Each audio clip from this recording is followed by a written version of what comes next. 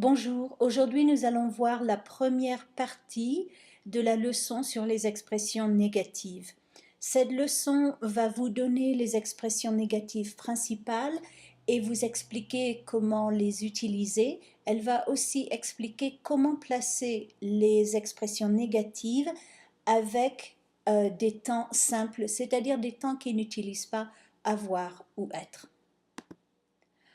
Alors, posez votre vidéo, prenez un papier et un crayon et regardez si vous connaissez les réponses pour l'équivalent français de ces expressions négatives en anglais. Et quand vous avez fini, recommencez la vidéo pour voir si vous avez les réponses correctes.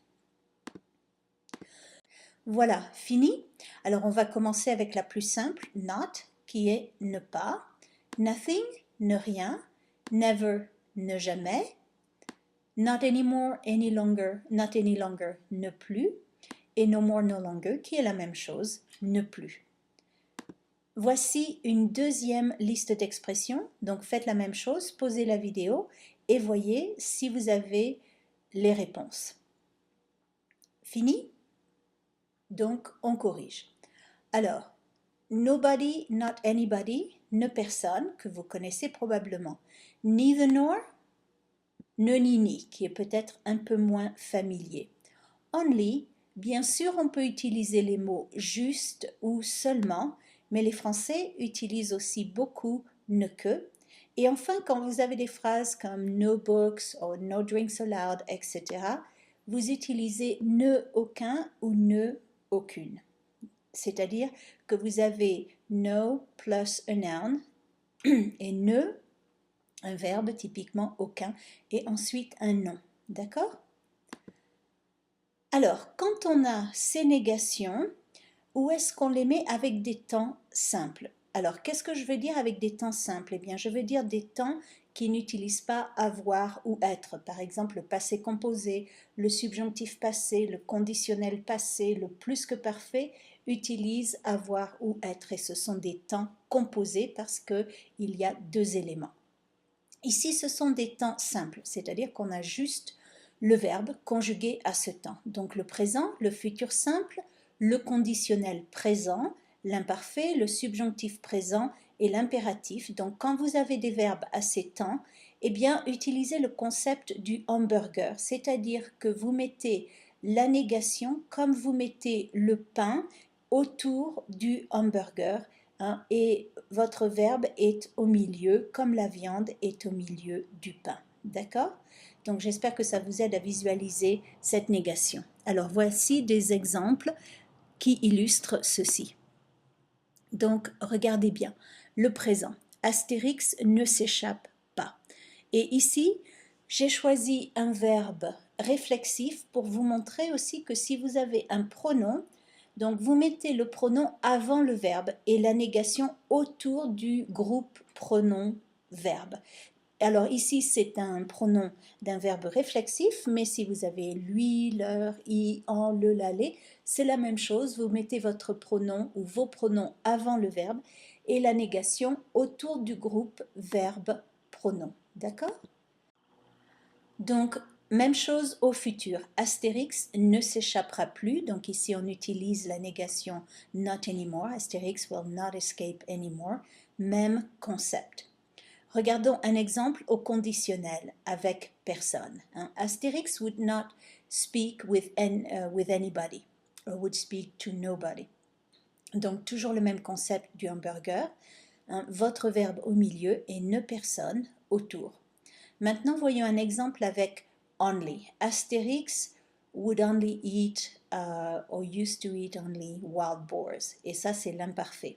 Donc Astérix ne mangeait que des sangliers. Voici un exemple avec un impératif négatif et aucun. Donc, Astérix, do not take any risk, okay, said Obélix. Astérix ne prend aucun risque, donc remarquez aucun masculin parce que risque est masculin, et toujours le concept du hamburger. Maintenant, un exemple au subjonctif. Il faut qu'Astérix ne dise rien à Obélix. It's necessary that Astérix does not say anything to Obélix. même concept. Un exemple avec ne jamais, qui est never, et l'imparfait, Obélix ne prenait jamais de potion magique. Et maintenant, regardez comment on utilise ne ni ni, avec ici le présent simple. Astérix ne possède ni bateau ni cheval. Astérix owns neither a boat nor a horse. D'accord? Et je vais expliquer un peu plus ne ni ni, ne aucun et ne que, qui sont en général les expressions avec lesquelles vous êtes les moins familiers. D'accord? Alors, un autre concept important pour les négations. Regardez bien cette liste. Ne pas, ne rien, ne plus, ne jamais, ne personne, ne aucun, ne que. Vous remarquez qu'elle est composée de deux éléments. Bien sûr, le premier élément, c'est ne, qui commence toutes ces expressions négatives. Et puis ensuite, il y a un autre élément. Et ces expressions sont composées donc de deux éléments. C'est un couple, d'accord? Donc le nombre magique pour les négations, c'est 2. Pourquoi est-ce que j'insiste? Parce que très souvent, les étudiants veulent introduire une troisième chose, un troisième élément, et vous ne voulez pas quelque chose qui va briser ce couple. Pas de ménage à trois. Alors le troisième élément que vous voulez souvent introduire, c'est pas.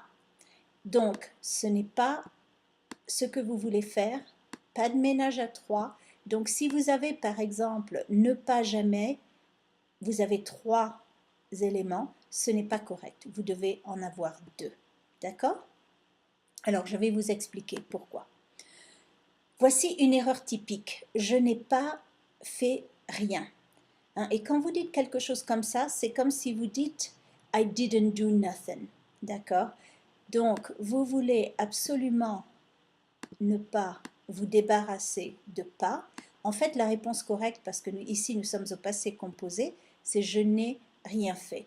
Et quand vous utilisez trois mots négatifs en français, vous dites des phrases comme ain't gonna eat no more. C'est ce type de phrase. Donc, regardez bien deux éléments. Voici d'autres exemples. Alors pourquoi est-ce que vous êtes tenté de faire cette erreur? Eh bien, d'une part parce que vous avez fait beaucoup de phrases avec ne pas, qui est la première expression négative que vous apprenez. Et aussi, je pense parce qu'en anglais, vous entendez not. Par exemple, he does not want to eat anything. Donc oui, vous avez ici anything qui est ne rien, mais en anglais, vous avez toujours avec la majorité ce not et vous êtes tenté donc d'utiliser pas. Donc débarrassez-vous de ça et regardez, il ne veut rien manger, d'accord? Donc la même chose par exemple comme we can't go on like this, d'accord? Donc débarrassez-vous de not, nous ne pouvons plus continuer comme ça, deux éléments. Par exemple, she never talked about this accident, elle ne parlait jamais de cet accident, deux éléments. Ou encore, you do not know anybody in Nice, tu ne connais personne à Nice. Donc, un couple, deux éléments. 3, vous avez un problème. Alors maintenant, je vais expliquer un peu plus en détail neither nor, qui est ne, ni, ni. Et si vous êtes comme moi et vous aimez les Monty Python et vous aimez The Holy Grail, vous vous souvenez des chevaliers du nid? C'est une bonne façon de mémoriser cette expression. Donc voici comment on l'utilise. Il n'est ni méchant ni violent, avec des adjectifs comme en anglais. He's neither mean nor violent, d'accord? Avec des substantifs, vous ne mangez ni épinards ni petits pois. You eat neither spinach nor peas. Ou alors, par exemple, elle ne connaît ni difficultés ni gros problèmes dans sa vie. She knows, she experiences neither difficulties nor big problems in her life. Et si vous regardez en français comme en anglais, on a ni suivi d'un substantif. En général, il n'y a pas d'article. Donc c'est juste ni plus le nom, le substantif. Quelquefois, on a un article quand on parle de quelque chose de spécifique. C'est comme en anglais. Par exemple, tu ne manges ni les épinards ni les petits pois que ton père a cuisiné. Donc ici, ce sont des épinards et des petits pois spécifiques. Ce sont les petits pois et les épinards que ton père a cuisinés. Et en anglais, vous utiliseriez aussi un article. Vous diriez « You eat neither the spinach nor the peas that your father cooked ». Qu'est-ce qui se passe si vous voulez utiliser ne ni ni devant un verbe? Alors remarquez bien qu'on a ne devant le premier verbe et ensuite on a ni ne devant le deuxième verbe, et si vous utilisez un troisième verbe, vous dites ni ne aussi, d'accord? Donc vous allez dire par exemple, il ne mange, ni ne boit, ni ne touche de la nourriture qui contient du soja, il y est très allergique. So he neither eats nor drinks nor touches food that contains soy because he's very allergic to it. D'accord?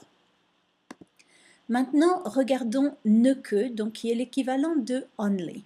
C'est très facile à utiliser, regardez bien, tu n'écoutes que les chansons de Justin Bieber, hein, you only listen to Justin Bieber's songs, et on pourrait dire tu écoutes seulement les chansons de Justin Bieber ou tu écoutes juste les chansons de Justin Bieber, c'est correct, mais apprenez à maîtriser cette négation parce que on la trouve dans beaucoup de choses qu'on lit et les Français l'utilisent beaucoup. Un autre exemple, cet enfant ne faisait que des erreurs. Alors, petite chose idiomatique, quand vous voulez dire le type de phrase comme cats only eat and sleep, meaning well that's the only thing they do. Eh bien, en français, on va dire les chats ne font que manger et dormir. C'est un petit peu comme si on disait the only thing cats do is eat and sleep. D'accord? Or, I guess, or eat and sleep, puisqu'il y a deux choses.